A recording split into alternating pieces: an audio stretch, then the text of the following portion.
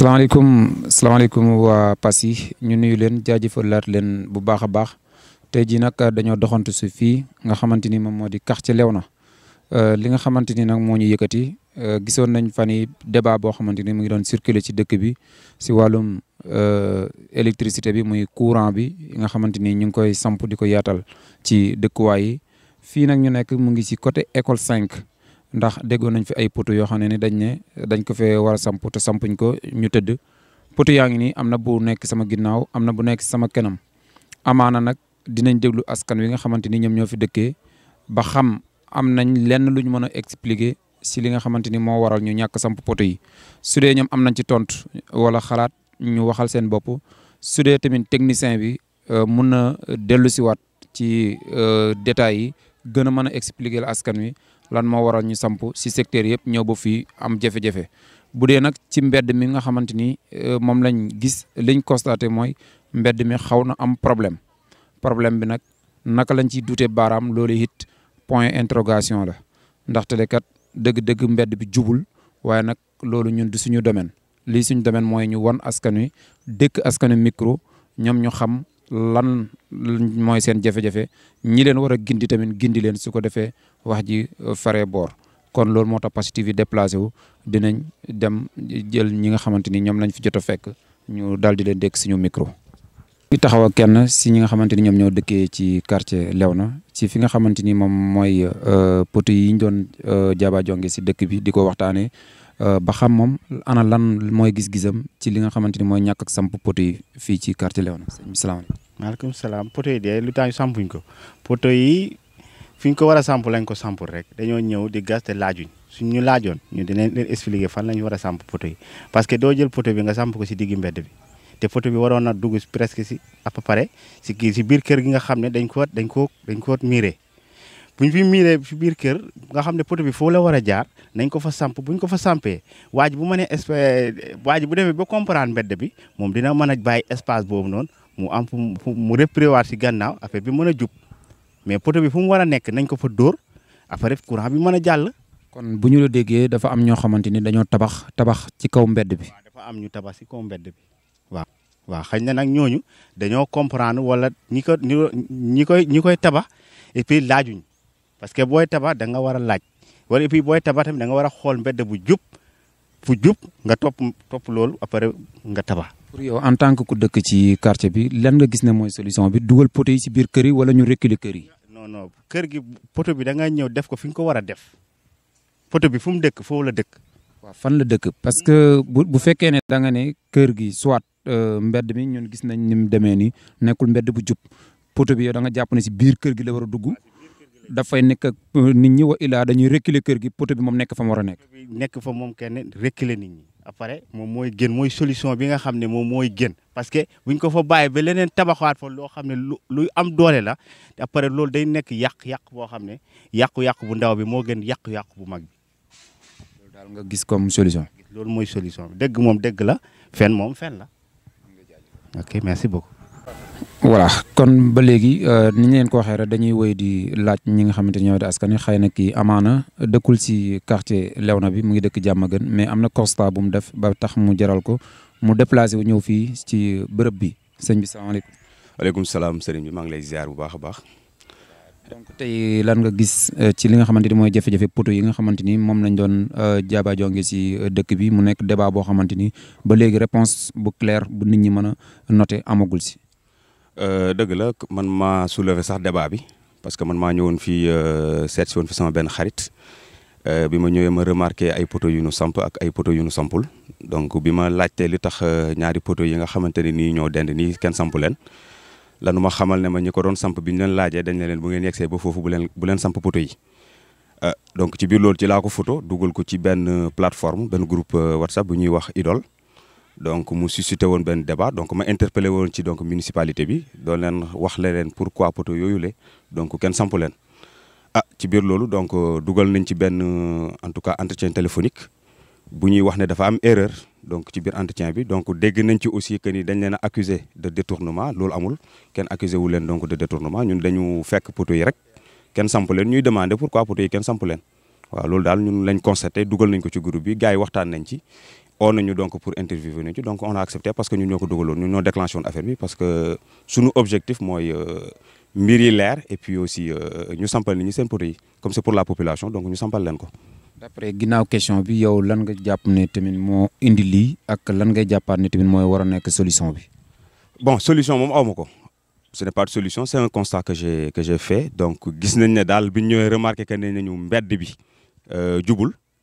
mbedd yi jubul poto yi aussi doo comprendre nan lañ ko sampee bon peut-être ñi ko doon samp bu ñu leen taalalee micro ñoom mën nañ expliquer à la population ni ñu sampee seen i poto parce que fii boo xoolee mbedd yi dafa jubul loolu mooy le problème da ngay gis mbedd mu yaatu jékki-jékki mbedd bi tëjuwaat jékki-jékki ubbeekuwaat c'est-à-dire que doo comprendre daal doo xam lotissement bi moo am problème wala seen poto yi moo am problème léegi nag peut-être ñoom ñi nga xamante ne ni ñoo lotissé koñ bi ñoom ñi nga xamante ne ni ñoo doon samp poto yi ñoom peut-être bu ngeen leen tàllalee micro ñoom dinañ ci mën tontu ñun on a constaté et puis wax nañ ko c'est juste ça waaw. merci beaucoup. koo xamante ni si quartier bi la dëkk si même koñ bi la dëkk dafa mel ni am na moom it gis-gis ak xalaat bu mu am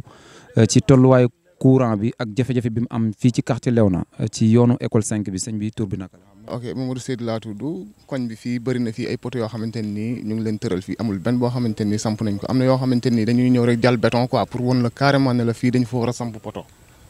mais boo ñëwee dafa fekk poto béton kese nga fay fekk yaa ngi gis ñun nag ci suñu sañ-sañ bu fekkonte ne suñu sañ-sañ la bu ñu sampalee poto dañuy monter ay fil quoi dañuy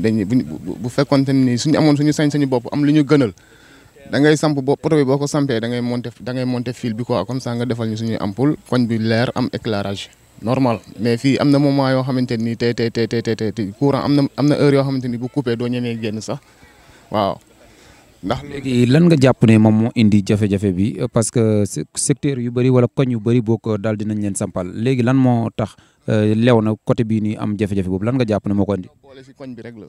ñàkk ñoo boole ci action yi la rek bu ñu boole woon ci koñ bi comme ni ñuy dimbalee yeneen koñ yi war nañu ni ñuy dimbalee yeneen koñ yi fii di leen jàppale xam nga di leen sampal seen i poto war nañu mun a jàppale noonu quoi mais loolu moo fi amul quoi. mais jàppoo na tamit problème mu lotissement la parce que comme poto yi yegg si na fi rek te mënuñ koo samp rek jàppoo ne problème mu lotissement daf fi am wala nit ñi xaw a salfaañi dëkkuwaay wala. lotissement bi fii am na problème am na jafe-jafe mais am na yenn yoo xamante ne nii boo ci taxawul expliquer ko loolu mënul nekk te ki nga xamante ni moo la féete kanam. war la mun a jàppale kooku bu la jàppalewul doo dem ñun mënuñ jóg rek gënal suñu bopp mbedd yi am na ñoo xamante ni seen loxo lañ ko teg ñoon ñoo war a mun a taxaw ñoo jàppale ñu mais léegi ñoom niñ ko doxalee ak ni mu demee nii te yow nga nekk simple nit koo xamante ni alors yow doo dara dul gaañ koo xamante ni da ngay topp si ginnaaw politiciens yi di leen jàppale guddeeg bëccëg suba ak ngoon pour ñoom ñu defaral li nga bëgg ok léegi nag su fekkente ni da nga leen di topp ba sonn wax ba sonn laa lay wax ni sawaay duñ la jàppale guddi duñ la jàppale bëccëg amu ci kenn koo xamante ni fii nii dañ lay jàppale problème bi loolu la quoi. koñ bi nag moom bëri na mbedd yoo xamante ni jàllul mbedd yi jàllul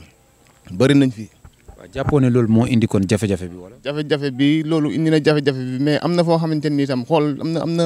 am na disposition boo xamante ni su fekkente ni jël nga ko dinañ xam ni kii jóg na pour jàppale ñu pour mbedd yi jàll mais su fekkente ni amoo ku la jàppale pour mbedd yi jàll mbedd yi mënul jàll grand frère.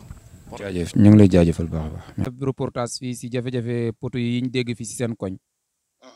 donc jot nañu dégg suñu micro askan wi comme nag yow it fi nga dëkk ñu ne nañ la laaj déglu la sa version yooyu tamit ak sa gis-gis ci mbir mi. voilà ñu ngi lay déglu en direct si Passy TV bi. waaw maa ngi leen di jaajëfal bu baax di rafetlu seen ñëw foofu. parce que koñ bi comme ñun ñoo ko bokk. yoon la ngeen ñëw ba foofu def ay constat si li nga xamante ne nii moom la ñu commencé def foofu lu rafet la tàmbali bi waaye nag niñ ko foogee woon ak ni mu amee jaaxal ak période préélectorale yi jaaxal nañu trop fooguñu woon ne ñoom bi ñuy andi poto yi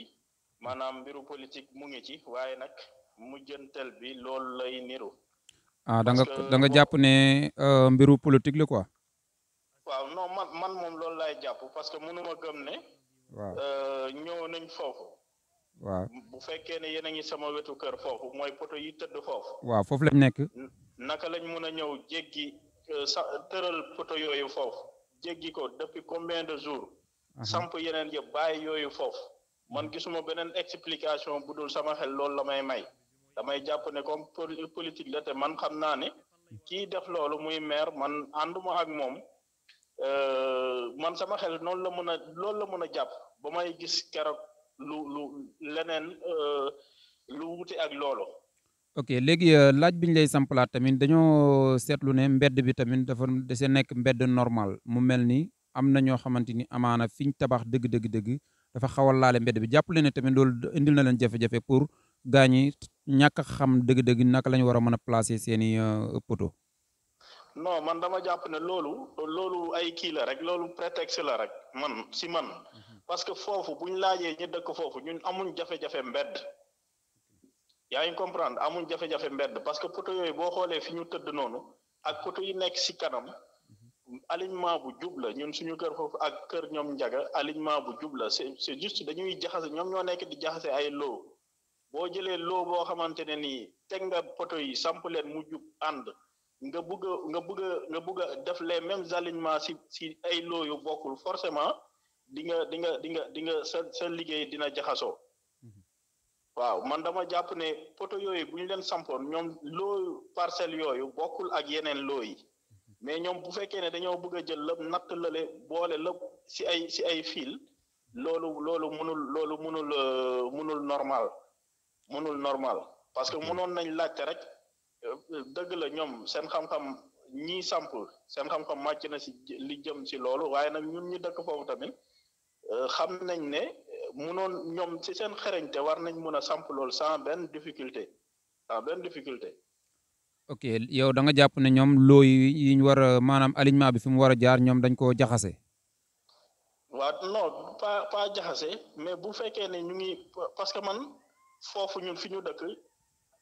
li ko jëm noonu ba côté Ndaraame bu ndaw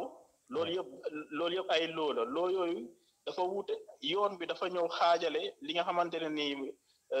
lañ njëkk a samp ak côté boobu ñoom mënoon nañ yemale foofu xam nga maanaam bu ñuy samp dafay am foo xamante ne foofu lay yem mais mënoon nañ yemale foofu jëlaat beneen côté mais buñ bëggee def prolongement lépp si benn alignement day xaw a day war mun na tax nga dem dugg ji partie boo xamante ne ni mbedd bi commencé ak fee ni mbedd bi jeexee du doon benn. ok waaw man loolu laa si gis quoi. waaw ñu ngi lay jaajëfal bu baax a baax. waaw maa ngi leen di remercier. nga fàttali ñu tur bi. Mouhamed Chérif ñu gën ma xam si Chérif Diallo. jaajëf Passy TV mu ngi lay remercier. jaa ngeen jëf mbokki Passy ñu jaajëfale bu baax ñu ngi taxaw ak Seck Thiam moom mi nga xam ne moo technicien municipalité bi di toppatoo lépp luy sànce rawatina nag li nga xamante ni mooy débat si dëkk bi muy wàllum électricité bi di courant bi rawatina fi nga xamante ni moom moo di quartier Léona ci côté école 5 bi ay poteaux yu ñu fa samp wala yu ñu war a samp te sampaguñ ko mu indi ay débat si biir dëkk bi comme nag moom moo yore li nga xamante ni moom mooy wàllum chantier yi dañ ko si déglu moom mu yéey yàbbi si mbir mi. waaw merci beaucoup monsieur Touré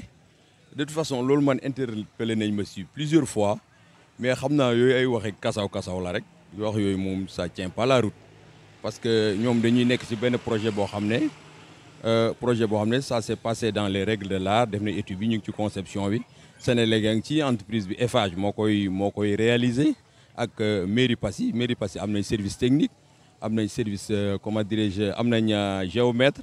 donc li ñuy liggéey yëpp xam nañ ko actuellement ñu ngi ci suñ 7e extension te extension yëpp ça s'est passé dans les règles de l'art extension yëpp am na PV de réception par la Sénélec vraiment ñun xam nañ li ñuy liggéey te amuñ ci benn comment dire yenn idée arrêté yi nga xam ne ñu ngi koy dégg quoi par exemple benn koo xam ne farul ak monsieur le maire ñu war a bañ a samp poto këram